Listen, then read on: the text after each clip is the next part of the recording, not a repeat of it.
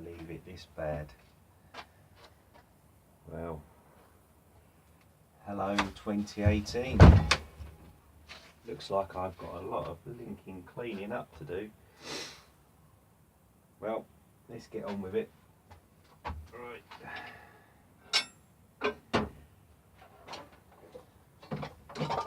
It's a good job no one's watching this, isn't it?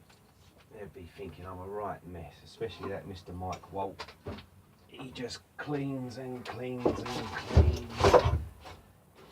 I don't know how he has any time to actually make anything with all his cleaning. Wow, what a busy time I had.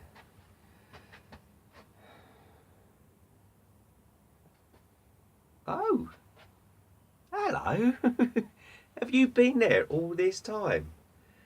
Wow. I left you on, didn't I? It's been quite a while. I'm surprised the battery didn't give up. Okay. Well, it's... what is it? It's the 9th of January 2018. I've missed New Year with you all. Wow, what a end of 2017. What am I going to do now? It's going to be really boring, you lot, watching me tidy this workshop up, how I've left it. I know. Let's make this a workshop update. Great, I've got loads of things to show you. Right, where do I start? Firstly, I'd just like to explain, before Christmas I had quite an influx of people ordering things for me to make for their loved ones and friends and families and everything like that. So I was really busy. I was doing my normal job, probably like most hobbyists and stuff like that who make things that people want to buy. I was making quite a few things. I was going on to my normal job as well, coming home if I was on an early shift, coming home and getting in the shed as soon as possible to get things done, all done for Christmas. So that's why I've not really posted anything apart from the challenge, which was really fun to do, and well done Pam for that. Yeah, so then it was Christmas, and from when I finished my last project for a person, it was on the 19th of December, so it was just before Christmas. I decided that was it. I'm not going in the workshop until the new year. It was quite not a stressful time, but it was a case of I needed to get out of the workshop. 3 days after saying that, I had the urge to get back in the workshop. I was just like, I want to make something, I've got to make something, but I forced myself to stay out of the workshop and enjoy life a little bit after that, and then decided that this is the time I've got to get back in and clean everything up, like a lot of people on Facebook I've noticed from all the discussions. So Christmas, Father Christmas was very kind to me, I can say. So what I'm going to do is I'm going to show you a few of my Christmas presents. Hopefully all these, actually before I do that, I had a little letter through the post from Mr. Andy McPew, and a nice little letter there, so that's going to go up on the sticker board, and I'm going to do that right now, Andy. You're going to have one on the sticker board and one on my lathe. Okay, you're going to go under Sophie.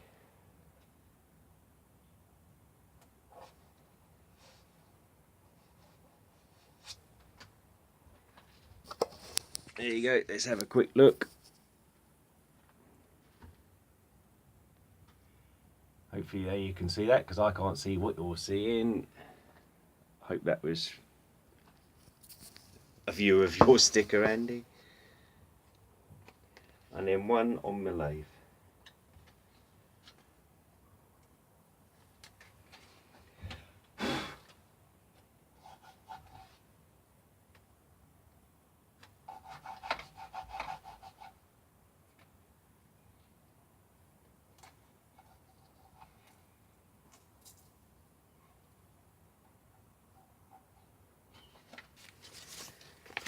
So just show you where you've gone. There you go.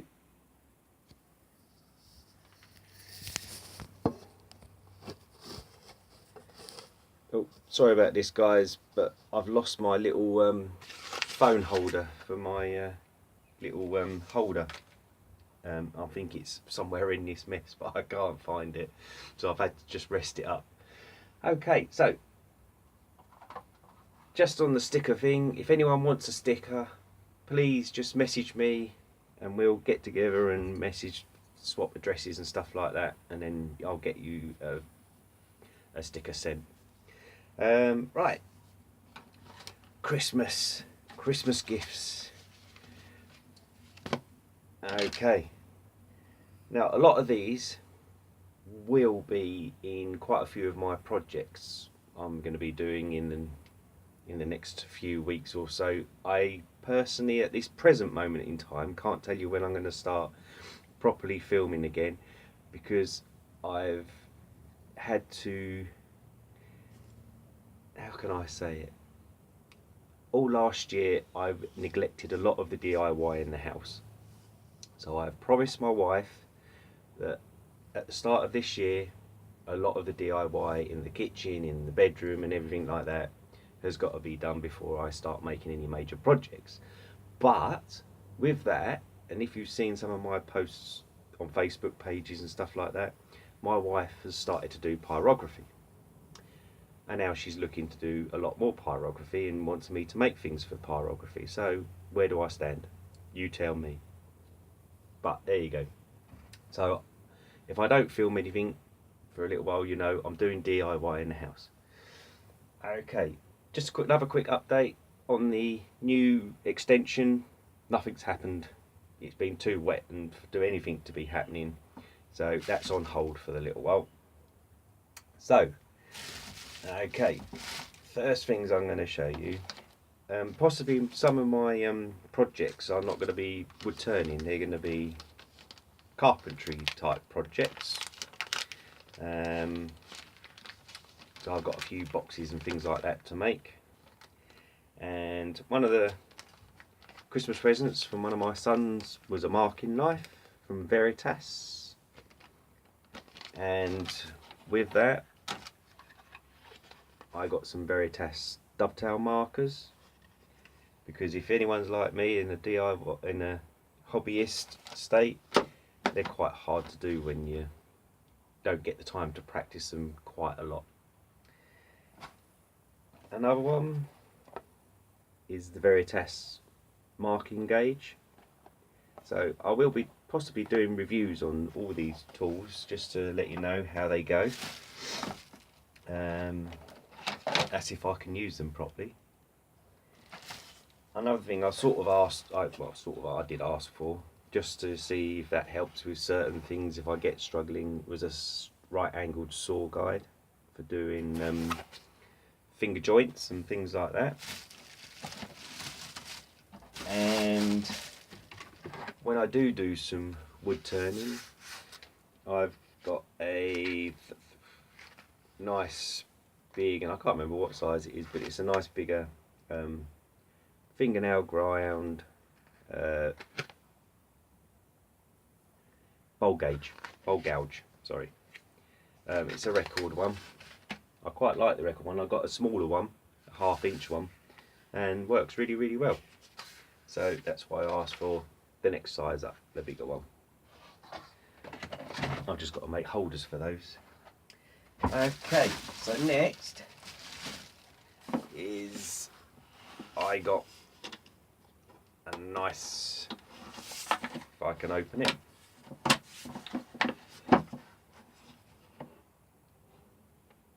nice new lot of big chisels. They're from Rutlands. I will try and leave some links to these tools down in the description, so you can go and check them out yourselves. Now I know those chisels, even though they say they're bevel edge chisels, I've been watching a maker called Matt Esley, who does quite a lot of fine furniture, and he's been doing a lot of instructional joint, how you make joints and stuff like that, like your dovetails and stuff like that. And he's been really fantastic the way he's described everything, and it's a really good help for me as a DIY person who wants to do that sort of thing. And he's explained all, and he does tool duels as well, where he gets tools of the same type from different companies and tests them against each other, and then explains which ones he likes and prefers, which is great. And he's taught me a lot about chisels, because I just presumed they're all roughly the same, they're just different steels and stuff like that. But I asked for these beforehand because they're a reasonable price. So that's how I got those, and hopefully I should be able to cope with what I need to do with those chisels.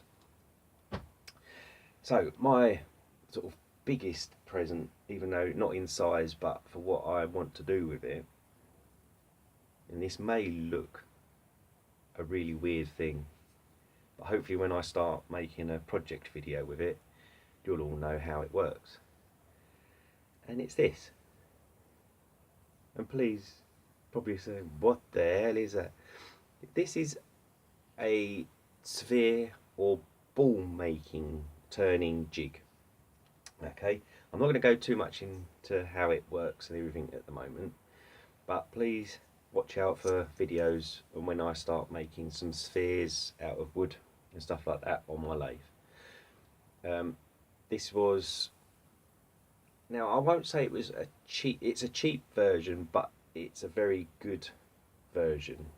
There are really expensive ones out there. This was off of eBay, but it is really good. There, the instructions, by the way. But the make of it, now I've got it and seen it and looked at it, is fantastic. And I really can't wait to get to use it.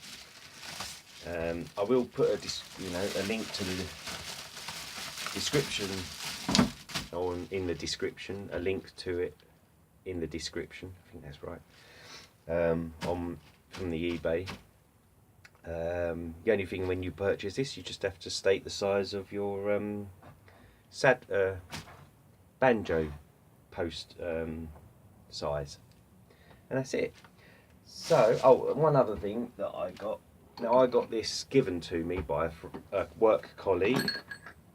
I got a few tools from him last year because his mother and father passed away.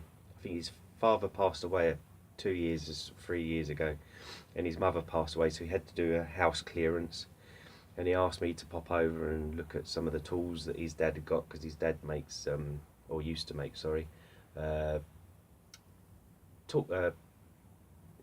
dolls' houses. And one of the tools was this Stanley, it's a rebate cutter. It's plane, not cutter, a rebate plane. Now, I never realised I would get into using tools like this, but I quite like using manual tools, planes and things like that, rather than, yeah, I do quick, now and again use my big plane here that you're sitting on, and the table saw and things like that, but it just feels quite a bit of an achievement when you can do it with, I would say, old school, but it's not old school, because there's lots of carpenters these days still using hand planes and planes like that, and router planes and things like that. So I really quite enjoy getting a piece of wood and planing it. It's quite relaxing when it goes well. So, anything else to tell you? Anything else gone on? No? I think that's it. So, I know this is quite a quick, well, it's not quite quick, it's been 15 minutes. So watch out for all those products. Hopefully at some stage I'll try and give a review of how I've used it, how it went and stuff like that, if I use it really well and stuff, whatever. If I can, I will do it. So take care for now. Enjoy your 2018. Oh, before I go, Something me and my wife have sort of suggested we're going to do this year is we're going to be looking at doing some craft fairs. So hopefully I should be quite busy later on in the year doing loads and loads of things, making things for craft fairs for the Christmas time this year, end of this year. So you'll probably see things being made from that. If you've got any advice on craft fairs, it'll be much appreciated, because we've never done one before. We sort of have had advice from other people, but if you've got lots of advice to give us, that would be fantastic. So please just leave a message passing on your advice to me. That would be fantastic. So with that, enjoy your 2018, enjoy your making, and I will see you in the next video. Bye guys.